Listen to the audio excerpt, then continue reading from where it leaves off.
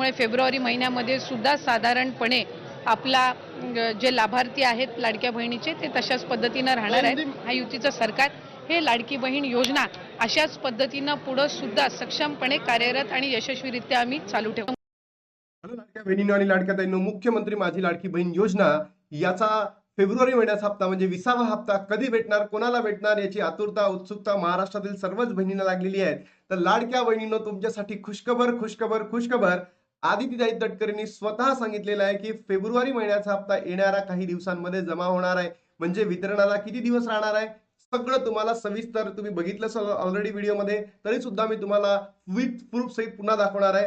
तारीख फिक्स झाली आहे का? येस लाडक्या बहिणींनो, तारीख फिक्स झाली आहे. गेल्या काही दिवसांपासून मी तुम्हाला सांगत आहो की तारीख फिक्स झालेली आहे. 19 मार्च म्हणजे गुढीपाडवा दिवस, त्या दिवसापर्यंत तुमच्या अकाउंटला पैसे जमा होणार म्हणजे होणार लाडक्या बहिणींनो. तर ही आनंदाची बातमी आहे. पण लाडक्या बहिणींनो, तुमच्यासाठी एक दुःखाची बातमी सुद्धा आलेली आहे. लाडक्या बहिणींनो, या ज्या महिला आहेत, एका बाजूला आहे आदिताई तटकरे मॅम आणि दुसऱ्या बाजूला आहे रोहिणी खडसे मॅम, या एनसीपीच्या शरद पवार गटांच्या काय उमेदवार आहेत आणि त्यांनी विधानसभेमध्ये लाडक्या बहीण योजनेसाठी धोक्याची घंटी किंवा घंटा असा संबोधलेला आहे. काय हे सगळं प्रकरण नक्की तुम्हाला व्हिडिओच्या माध्यमातून सांगणार आहे. तर चला लाडक्या बहिणीनं व्हिडिओला सुरुवात करूया. बघा, अजून वितरणाला किती दिवस बाकी आहेत. लाडक्या बहिणींनो, जर तुम्ही बघितलं असेल, आज आहे 14 तारीख.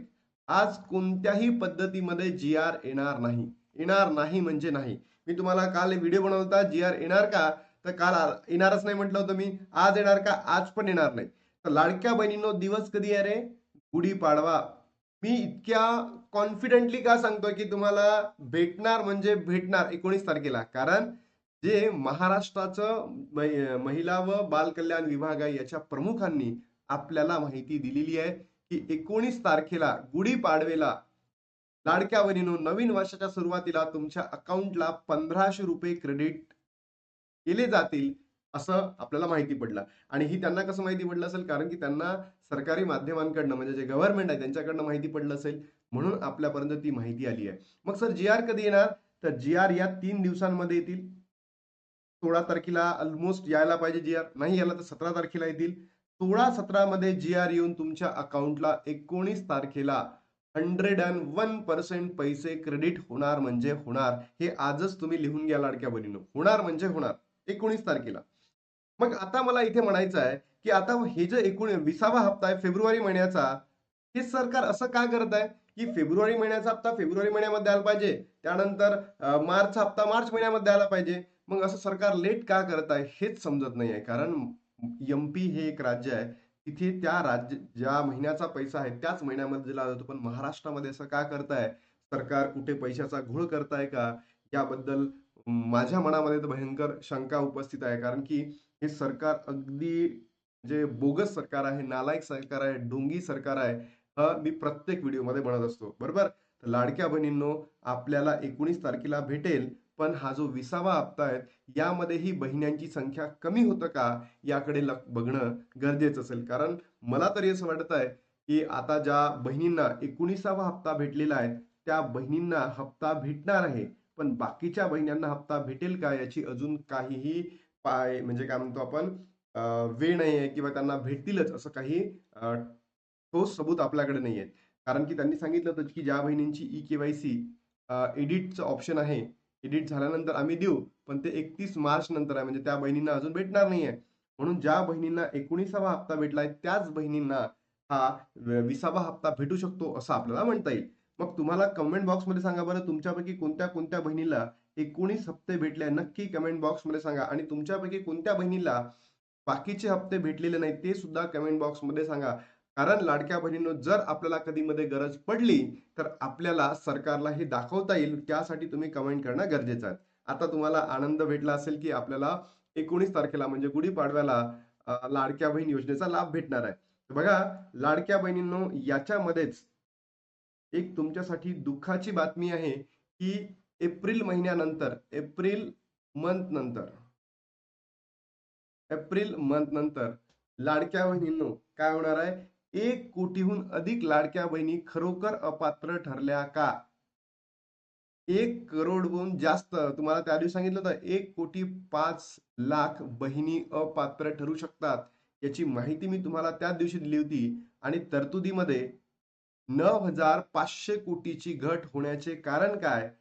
शासनाची ही वागणूक म्हणजे अपना काम बनता है, अभी भाड में जाए जनता. म्हणजे आपलं काम झालं आणि आता बाकी जनता कुठे गेल्या, बहिण्या कुठे गेल्या? पहिले आमच्या सख्ख्या बहिणी होत्या, आता सावत्र बहिणी गेल्या का? अशी घणघणाट रोहिणी खडसे यांनी महायुतीला सरकारवर घेतलेली आहे.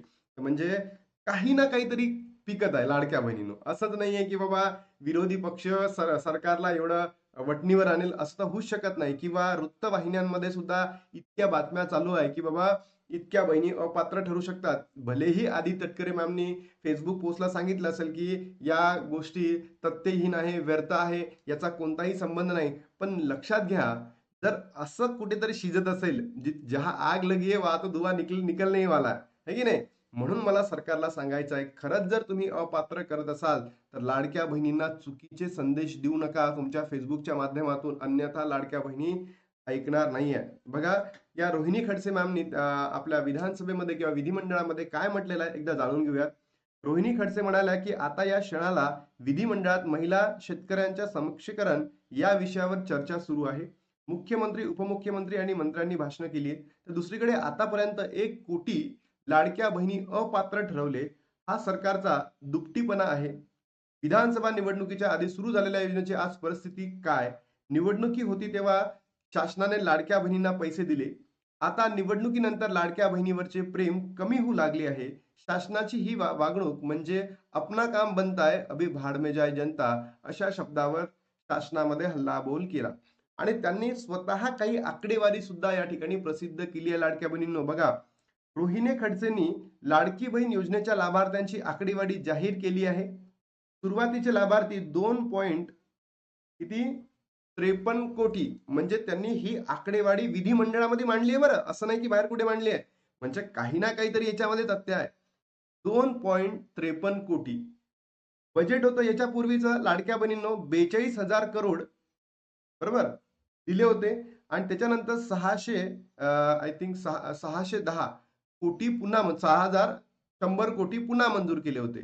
तर टोटल बजेट बघायला गेलं तर ऑलमोस्ट आपण अप्रॉक्सिमेट पडू शकतो 48,000 कोटी, बरोबर, 48,000 कोटी. आणि आता जर लाडक्या बहिणींना जर तुम्ही बघितलं असेल, बजेटमध्ये मंजूर झाली जी अमाऊंट आहे 26,500 कोटी. 26,500 कोटी म्हणजे बघा ना, याच्या अर्धीच आहे. 42,000 याच्या ऑलमोस्ट अर्धीच आहे. आणि नंतर जर तुम्ही 6,100 कोटी या लाडक्या बहिणी योजनेसाठी पुन्हा देत असाल तर मान्य आहे, तुम्हाला एक्स्ट्रा लागले होते म्हणून तुम्ही दिले. पण आता जर आपण बघायला गेलो लाडक्या बहिणींनो, आता जर आपण बघायला गेलो तर तुम्हाला वाटतं का की सरकार पुन्हा इतका डबल पैसा या योजनेला लावेल? मला तर वाटत नाही. म्हणून या रोहिणी खडसे मॅमनी सरळ सांगितलेलं आहे, इतक्या बहिणींचा लाभ बंद होणार म्हणजे होणार. तर मला हे म्हणायचं आहे, लाडक्या बहिणींनो, तुम्ही काळजी करू नका. लाभ बंद होईल म्हणजे होईलच. अनेक लाडक्या बहिणी, मी तर म्हणतो कोटीमध्ये नाही पण लाखोमध्ये तर लाडक्या बहिणी अपात्र ठरणार म्हणजे ठरणार. हे काळ्या दगडावरची पांढरी रेष आहे. पण एवढ्या ठरू शकतात का, हे सुद्धा आता बघणं गरजेचं आहे. कारण एवढ्या जर बहिणी अपात्र ठरल्या तर सरकारला याचा दणका बसणार आहे. बरोबर, दणका बसेल म्हणजे बसेल. आता तुम्हीच विचार करा लाडक्या बहिणींनो, की सरकारने 48,000 करोड रुपये लाडकी बहीण योजनेसाठी लाभवले आहेत. म्हणजे ओव्हरऑल जर बघायला गेलं तर याच्यामध्ये सुद्धा सरकारने अनेक बहिण्यांना अपात्र केले आहेत बरं. कारण तुम्ही जर बघितलं असेल, नोव्हेंबर, डिसेंबर आणि जानेवारी महिन्यामध्ये सुद्धा असंख्य लाडक्या बहिणी अपात्र ठरल्या. त्यामध्येच जून, जुलै, ऑगस्ट महिन्यामध्ये सुद्धा असंख्य लाडक्या बहिणी अपात्र ठरल्या.